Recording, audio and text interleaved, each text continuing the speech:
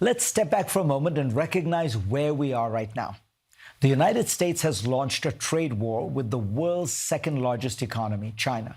Together, the two countries account for almost 45% of global output and more than 20% of global trade. And it's entered this battle with remarkably little planning and forethought.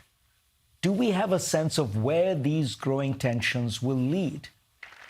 It would be easy to blame the Trump administration alone for shooting first and thinking later. More than 80% of all smartphones imported by the U.S. come from China, as do 78% of all computer monitors. Can we find new suppliers for these in the next few months? Meanwhile, China imports lots of oil, gas, soybeans, and pork from America, which can be easily bought from other countries around the world.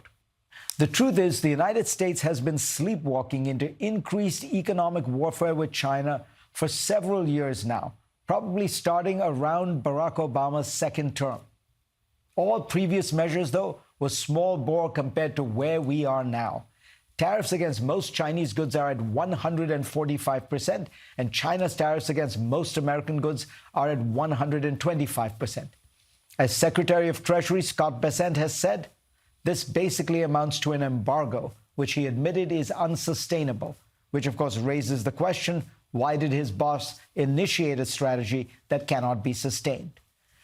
China and Xi Jinping play an important, maybe central role in the rupturing of relations. In 2015, before Donald Trump was first elected, Xi announced his major new Made in China economic project, an ambitious set of policies explicitly designed to make China less dependent on Western technology. Xi had already aroused American suspicions by making a series of foreign policy moves that were more ambitious, adventurous, and militaristic than his predecessors. Add to this the reality that trade with China had caused job losses in America, especially in electorally important states, and the rise of more hawkish U.S. views around China was inevitable. But would a less entangled relationship reduce strategic risk? First, decoupling of the two economies would make the U.S. poorer. Under one tariff scenario, Oxford Economics says U.S. GDP could be 1.4% less than it would be otherwise. That's hundreds of billions of dollars of wealth lost annually. There are also second-order effects. Inflation as companies shift supply chains, productivity losses from diminished specialization, and the opportunity cost of disrupted innovation ecosystems.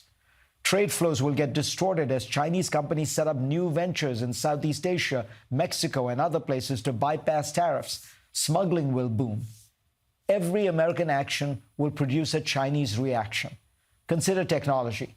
While Washington has valid reasons to limit Beijing's access to the highest-end chips, has it been effective? In chip making and in AI, Chinese firms like Huawei and DeepSeek appear to be able to produce results that are close to the cutting edge, but often at a fraction of the American cost. NVIDIA's CEO Jensen Huang this week noted that half of all AI researchers in the world are Chinese, and that China is just slightly behind the U.S.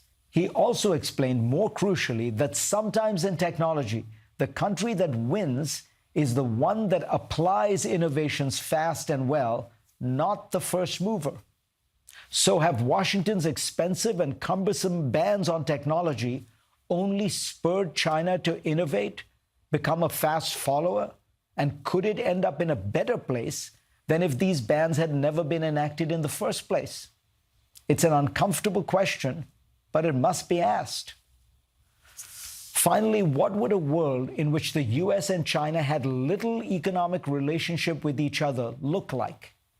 Keeping the two countries deeply intertwined economically, trading, investing, and interacting with each other is a force that makes outright conflict more complicated. It's not a guarantee against war, but surely it is a disincentive. A cautionary tale comes from the past. In 1940, as Japanese aggression in Asia grew, the U.S. placed an embargo on the trade of certain items with Tokyo. In July 1941, Washington froze Japan's assets and cut off oil exports to Tokyo in response to Japan's invasion of Southeast Asia.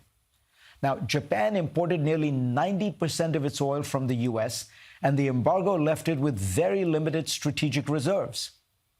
The result was not Japanese capitulation. It was Pearl Harbor. Cut off from critical imports and seeing no diplomatic off-ramp, Tokyo concluded that war was preferable to strangulation. It is not a perfect analogy. A militaristic Japan was choosing war to build an Asian empire. But it is a reminder that sanctions, tariffs, decoupling, and isolation do not have a history of ending in peace and prosperity. Go to cnn.com/Fareed for a link to my Washington Post column this week.